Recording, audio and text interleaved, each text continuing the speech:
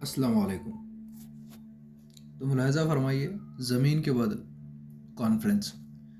केली ग्राहम अपने मुल्क की नुमाइंदगी कर रही थी। वो बहुत अच्छा जिस्म रखती थी, बड़ी फुर्तीली थी, और जहानत का तो क्या पूछना। जहानत ही की बिना पर वो 5 ममालिक की कॉन्फ्रेंस में अपने मुल्क की नुमाइंदगी कर रही थी। वो अपने मुल्क की सीक्रेट सर्विस की एक सरगर्म कारकुन थी, और इसके साथ ही उसे जहर की पुड़िया का नाम से याद करते थे। वैसे इसकी ज़ाहिर बड़ी दिलकशी रखता था, और वो चेहरे से ज़ाहिर होने वाली मासूमियत का तो क्या आलम था कि मजहबी तस्वीर बनाने वाले आर्टिस्ट अक्सर उसे मुक़द्दस मरियम की पोज देने की तरगीब देते रहते थे। आंखें बड़ी नशीली थीं, और जिन पर हर वक्त गुनुदगी की सी कैफियत तारी रहती थी, और ये आंखें यही जाहिर करती थी कि वह एक काहिल और ख्वाब देखने वाली लड़की है।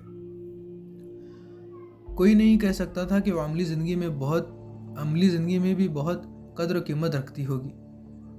इस वक्त इसका हेलीकॉप्टर शुमाली अमेरिका के जनूबी गैर आबाद हिस्से पर परवाज़ कर रहा था। वो 5 दोस्त ममालिक की सीक्रेट सर्विस के मेंबरों की कॉन्फ्रेंस में शिरकत की गर्ज से यहाँ आई थी। ज़ीरोलैंड की तलाश का सिलसिला दरपेश था। इन 5 दोस्त ममालिक में ज़ीरोलैंड के जासूस पकड़े गए थे, और इनके पास से ऐसी हैरत अंगेज़ चीज़ें बरामद हुई थी कि जिन्होंने इंतहाई तरक्की याफ्ता ममालिक को भी हैरत में डाल दिया था। सवाल यह था कि ज़ीरोलैंड है कहाँ। इसके जासूस मर जाते थे, लेकिन सरजमीन की निशानदही नहीं करते थे। यह कॉन्फ्रेंस शुमाली अमेरिका के एक गैर आबाद मुकाम पर होने वाली थी।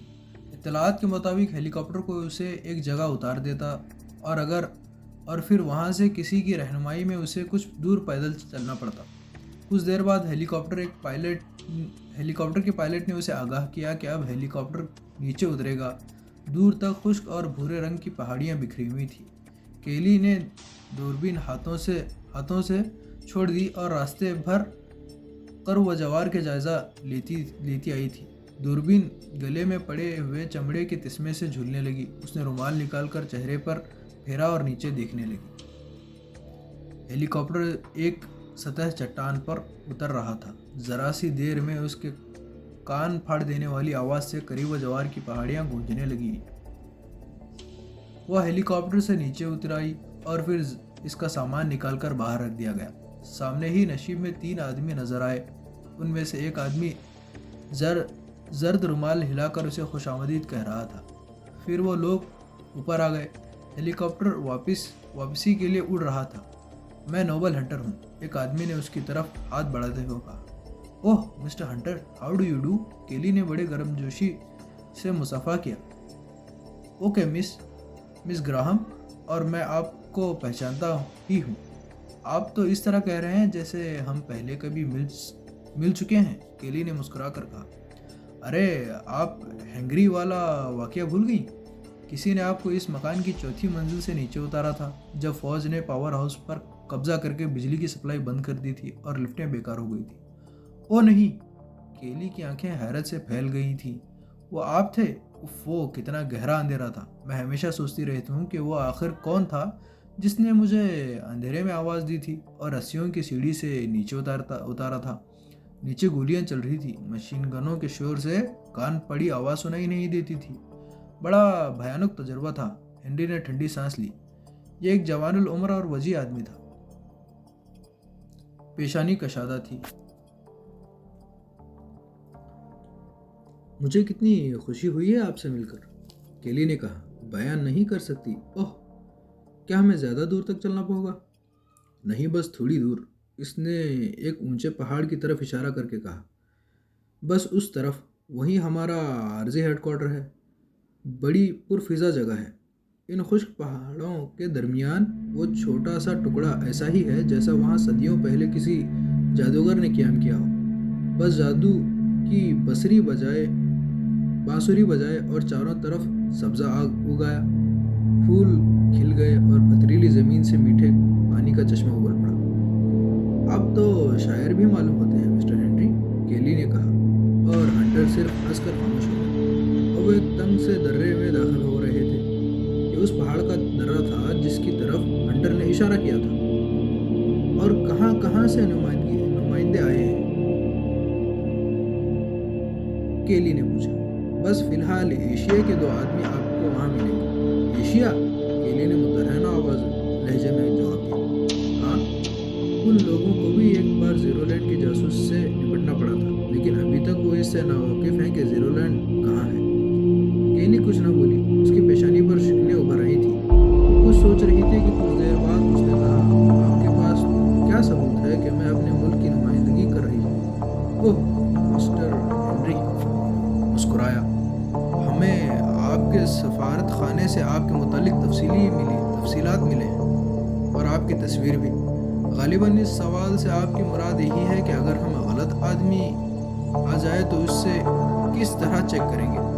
جی ہاں، میں یہی کہنا چاہتی تھی، کیلی نے کہا۔ دیکھیے، اگر کوئی غلط آدمی ہم میں بھی آ گیا تو اس کی ذمہ داری کسی نہ کسی ملک کے سفارت خانے پر ہی ہوگی۔ کیلی کچھ نہ بولی۔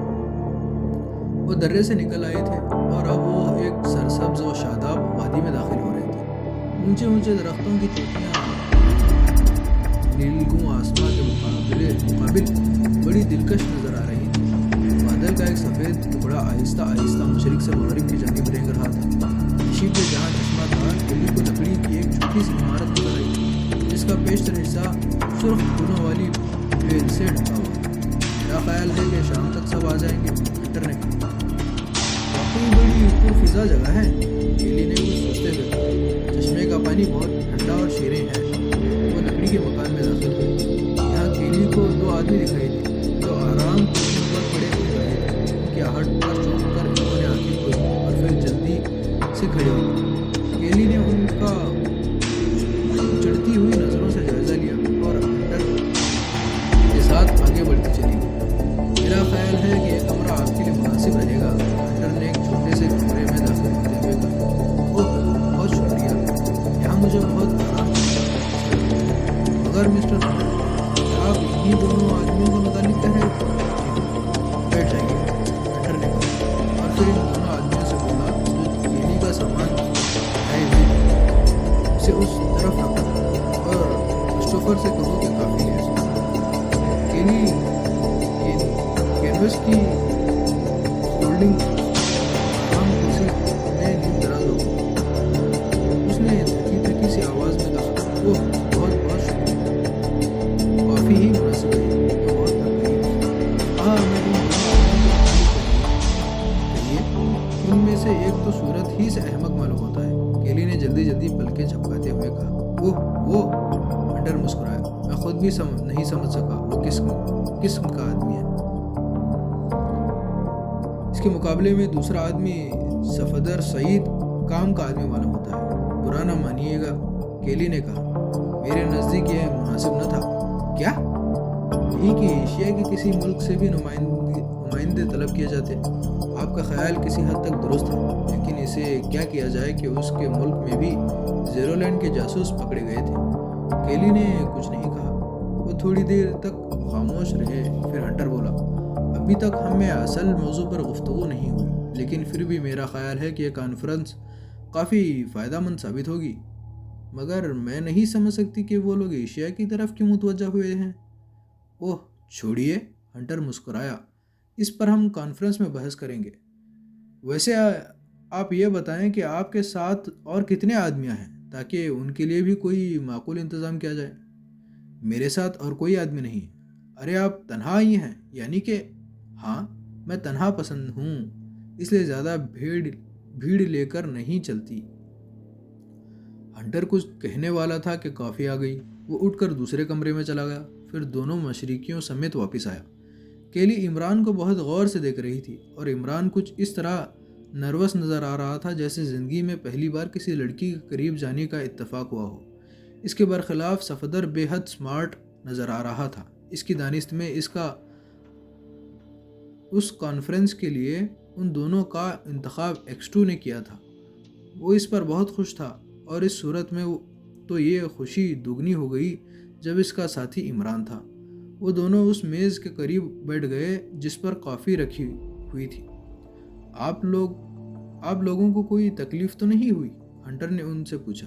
نہیں شکریہ، صفدر نے جواب دیا، لیکن عمران اس طرح خاموش بیٹھا تھا جیسے اس سوال کا اس کی ذات سے کوئی تعلق ہی نہ ہو۔ ہنٹر نے استفہامیہ نظروں سے عمران کی طرف دیکھا اور صفدر مستبرانہ انداز میں پہلو بدلنے لگا۔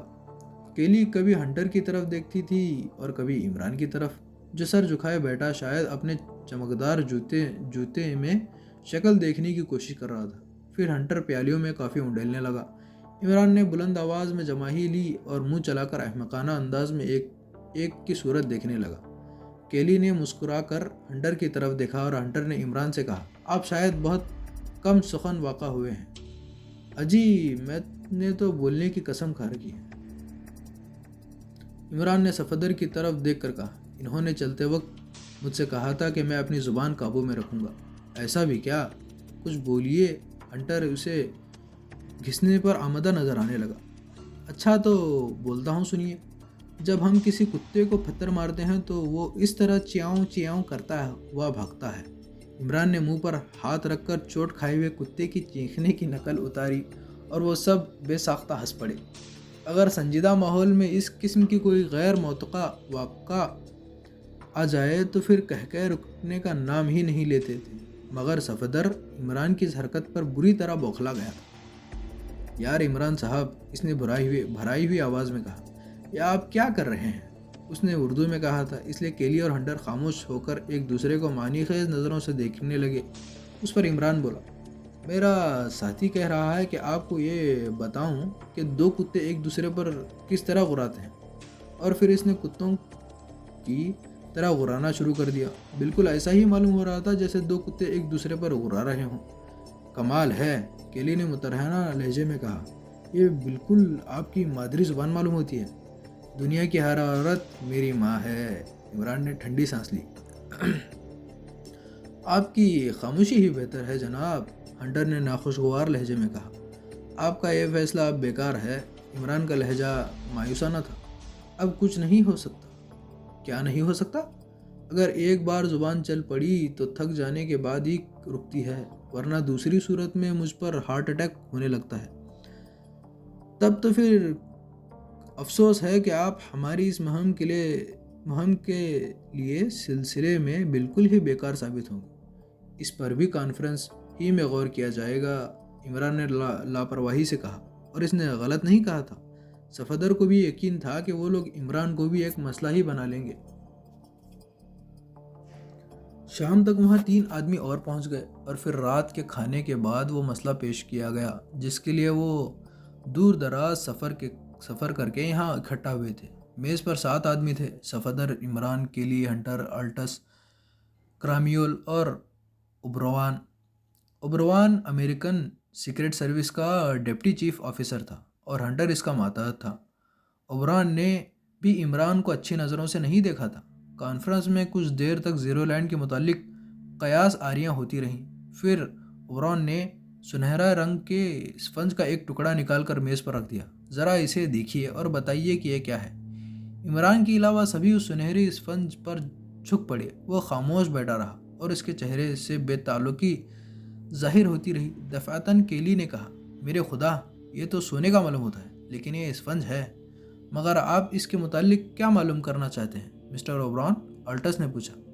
یہ ایک معمر اور بدصورت آدمی تھا۔ کھوپڑی انڈے کی طرح شفاف تھی اور پلکوں کے بال بھی غائب تھے۔ چہرہ عادی قسم کے شرابیوں کا سا تھا۔ کیا اس سے پہلے بھی کبھی یہ چیز آپ کے سامنے آئی ہے؟ اوبروان نے پوچھا۔ عمران کے علاوہ سب نے نفی میں جواب دیا۔ اوبروان نے عمران کی طرف دیکھا اور پھر اس طرح دوسری طرف دیکھنے لگا جیسے غلطی سے اس پر نظر پڑ گئی ہو۔ پھر کچھ دیر بعد بولا، یہ زیرو لینڈ کے ایک جاسوس کے پاس سے برآمد ہوا تھا اور یقین کیجیے وہ اسے ضائع کر دینے کے لیے اپنی انتہائی کوشش صرف کر رہا تھا، لیکن ہم نے اسے کامیاب نہیں ہونے دیا تھا۔ تو آپ نے اس سے اس کے متعلق کچھ معلوم کر لیا ہوگا؟ صفدر نے پوچھا۔ نہیں، اوبروان نے مایوسانہ انداز میں سر کو جنبش دی۔ ہم کچھ بھی نہیں معلوم کر سکتے تھے اور پھر وہ تھوڑی دیر بعد ہی مر گیا، پتہ نہیں کیسے، اور اس زہر کا استعمال کر سکا۔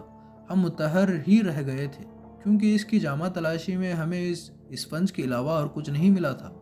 ہم یہ سوچ بھی نہیں سکتے تھے کہ وہ اس طرح خودکشی کر لے گا۔ بہرحال یہ اسفنج بھی الجھن کی وجہ سے بنا ہوا ہے۔ آخر اس نے اسے ضائع کر دینے کے لیے ہاتھ پاؤں کیوں مارے تھے؟ وہ ڈرتا تھا کہ کہیں ہم اس کے پیچھے اپنا وقت نہ برباد کرنا شروع کر دیں۔ عمران بول پڑا، اگر آپ وضاحت سے کام لیں تو بہتر ہوگا۔ عمران نے ناخوشگوار لہجے میں کہا، گزارش ہے کہ یہ ہمارے لیے فضول سی چیز ہے۔ یہ آپ کیسے کہہ سکتے ہیں جناب؟ ارڈس بھی عمران کو گھرنے لگا۔ عمران کے چہرے پر اس وقت بھی حماقت ہی حماقت نظر آ رہی تھی۔ اگر میں کہوں کہ یہ ایک قسم کا ٹرانسمیٹر ہے تو آپ لوگ مجھے پکڑ کر پاگل خانے میں بھجوا دیں گے، عمران نے کہا، اور پھر اچانک جیب سے ریوالور نکال کر اس کا رخ آلٹس کی طرف کرتے ہوئے بولا، نہیں مسٹر آلٹس، تم اپنے دونوں ہاتھ میز پر ہی رکھ لو۔ میں یہ نہیں پسند کرتا کہ وہ تمہاری جیبوں کی طرف جائیں۔ کمرے میں سناٹا چھا گیا۔ حالانکہ آلٹس نے اپنے دونوں ہاتھ میز پر رکھ لیے تھے، لیکن عمران کو خونخوار نظروں سے برابر گھورے جا رہا تھا۔ یہ کیا کر رہے ہیں آپ؟ عمران نے غصیلی لہجے میں کہا، میں جو کچھ بھی کر رہا ہوں یہی مناسب ہے مسٹر اوبران۔ اوہ، آلٹس غرایا، میں نہیں جانتا تھا کہ اس کانفرنس کا مقصد میرے ملک کی توہین ہے۔ مسٹر، میں آپ کو حکم دیتا ہوں کہ ریوالور میز پر رکھ دیجیے، اوبران نے گالی دینے کے سے انداز میں کہا۔ میں تسلیم کرتا ہوں کہ آپ کانفرنس کے سربراہ ہیں، لیکن ہمیں اپنی آنکھیں کھلی رکھنی چاہیے۔ میں دیر سے دیکھ رہا ہوں کہ کئی بار کسی گراہ کٹ کی طرح آپ کی جیبوں میں ہاتھ ڈالنے کی کوشش کر چکا ہے۔ کیا مطلب خود بخود ہی آپ کی سمجھ میں آ جانا چاہیے۔ کیا اس اسفنج کے علاوہ اور بھی کوئی چیز آپ کے پاس نہیں تھی؟ آپ کے پاس تھی جس کے لیے جیبوں میں ہاتھ ڈالا جا سکے؟ نہیں، یہ بکواس ہے، آلٹس دہاڑ، میرے ملک کی توہین ہو رہی ہے۔ اگر یہ بکواس ہے تو پھر تمہارے میک اپ ہی کی تصدیق کرے دیتا ہوں، عمران نے کہا۔ کچھ اور بھی کہنا چاہتا تھا کہ اچانک آلٹس نے بیٹھے ہی بیٹھے اس پر چھلانگ لگا دی۔ عمران کرسی سمیت دوسری طرف الٹ گیا۔ اس نے سوچا کہ اسے قابو میں کرے گا، لیکن اچانک ریوالور چل گیا۔ آلٹس کے حلق سے ایک کرہ سی چینخ نکلی اور اچھل کر ایک جانب جا پڑا۔ گولی سینے میں لگی تھی۔ وہ دیکھتے ہی دیکھتے ٹھنڈا ہو گیا۔ وہ سب بوکھلا کر کھڑے ہو گئے اور عمران احمقانہ انداز میں ان کی شکلیں دیکھ رہا تھا۔ یہ برا ہوا، عمران بڑبڑایا۔ یقیناً برا ہوا، عمران نے اعتراف کیا، لیکن ٹریگر کے دبنے میں میرے ارادے کو دخل نہیں تھا، اس لیے وہ خود اپنی موت کا باعث بنا۔ پھر تھوڑی دیر بعد عمران نے یہ ثابت کر دیا کہ یہ میک اپ میں تھا۔ اصلی آلٹس کا جو بھی حشر ہوا ہو تو یہ بھی زیرو لینڈ کا جاسوس تھا، عمران نے متفکرانہ انداز میں کہا۔ اس میں شبہ کی کوئی گنجائش نہیں، کیلی نے کہا اور متحرانہ انداز میں عمران کی طرف دیکھنے لگی۔ اس نے اس وقت جیب میں ہاتھ ڈالنے کی کوشش کی تھی جب میں نے اسپنج کو ٹرانسمیٹر کہا تھا، عمران نے کہا۔ ذرا ٹھہریے، عمران نے ہاتھ اٹھا کر کہا، اب مجھے اس اسپنج سے بھی عجیب نظر آتے ہیں۔ عمران کے ان دونوں آدمیوں نے لاش وہاں سے ہٹا دی جو کیلی کا سامان اٹھا کر لائے تھے، اور پھر کچھ دیر بعد کانفرنس پھر شروع ہو گئی۔ پتہ نہیں بیچارے آلٹس کا کیا حشر ہوا ہوگا، کیلی نے کہا۔ اس پر غور کریں گے، عمران نے کہا، اور پھر عمران سے بولا، ہاں تو جناب، آپ اس اسفنج کے بارے میں کیا جانتے ہیں؟ وہی جو پہلے کہہ چکا ہوں۔ کبھی ٹرانسمیٹر دیکھا بھی ہے؟ کرامایول نے جھنجھلا کر کہا، اور صفدر اسے بھی شہوے کی نظروں سے دیکھنے لگا۔ اس کا ہاتھ جیب میں چلا گیا تھا اور ریوالور کے دستے پر اس کی گرفت سخت ہو گئی تھی۔ عمران جواب دینے کی بجائے صفدر کی طرف مڑ کر بولا، نہیں، یہ بالکل ٹھیک ہے، خفا ہوتے ہیں تو ہونے دو۔ اس پر کرامایول کو اور زیادہ تاؤ ہو گیا، لیکن وہ عمران نے بات نہ بڑھنے دی۔ آپ آخر کس طرح اسے ٹرانسمیٹر ثابت کریں گے؟ اس نے پوچھا۔ بس کر دوں گا۔ کیا آپ اس کی اہمیت کا اندازہ اس سے نہیں لگا سکتے کہ ٹرانسمیٹر کے تذکرے پر اس نے ریوالور نکالنے کی کوشش کی تھی؟ اوہ، اہمیت سے تو کسی صورت میں بھی انکار نہیں۔ میں پہلے ہی بتا چکا ہوں کہ جس کے پاس سے یہ برآمد ہوا تھا اس نے اسے ضائع کر دینے کی کوشش کی تھی۔ اچھی بات ہے، تو میں اسے ٹرانسمیٹر ثابت کر دوں گا، لیکن واضح رہے کہ اس صورت میں جب یہ ٹرانسمیٹر ثابت ہونے لگے تو کسی کے منہ سے بھی آواز نہ نکلنی چاہیے، عمران نے کہا، اور پھر صفدر سے بولا، میرے سوٹ کیس میں سے گندلے سیال کی بوتل ہے، اسے نکال لاؤ۔ صفدر اٹھ کر چلا گیا۔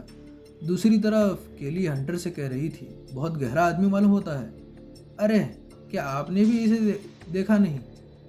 اب یہ بھی دیکھیے کہ وہ اسے ٹرانسمیٹر کیسے ثابت کرتا ہے۔ کتنی مضحکہ خیز بات ہے۔ کرامایل نے ٹھیک ہی پوچھا تھا کہ کبھی اس نے ٹرانسمیٹر دیکھا بھی ہے۔ صفدر کی واپسی پر دونوں خاموش ہو گئے۔ صفدر کے ہاتھ میں ایک بوتل تھی جس میں گندلے رنگ کا ایک سیال نظر آ رہا تھا۔ عمران نے ایک گلاس بھی طلب کیا جو فوراً مہیا کر دیا گیا۔ گلاس میں تھوڑا سا سیال انڈیل کر اس میں سنہرا اسفنج ڈالنے ہی والا تھا کہ عمران بول پڑا، دیکھیے ضائع نہ ہو جائے۔ ہرگز نہیں، اگر ضائع ہو گیا تو میں دوسرا مہیا کر دوں گا، عمران نے کہا اور اسفنج کا ٹکڑا گلاس میں ڈال دیا، اور پھر وہ سب ہی اس پر جھک پڑی کیونکہ گلاس پر ہلکے گلابی رنگ کا دھواں سا نظر آنے لگا۔ عمران نے اپنے ہونٹوں پر انگلی رکھ کر انہیں خاموش رہنے کا اشارہ کیا۔ پہلے تو اس دھوئیں سے مکھیوں کی بھنبھناہٹ کی سی آواز آئی، پھر وہ آواز بتدریج کسی آدمی کی آواز میں تبدیل ہو گئی۔ ان کی آنکھیں متحرانہ انداز میں پھٹی ہوئی تھی، ہونٹ کھل گئے، ایک آدمی کی سانسیں تیزی سے چلنے لگی تھیں۔ کچھ دیر بعد عمران نے اسفنج کا ٹکڑا گلاس سے نکال لیا۔ تو سامعین حضرات، آج کے لیے بس اتنا ہی، پھر ملتے ہیں اگلے حصے میں۔ خدا حافظ۔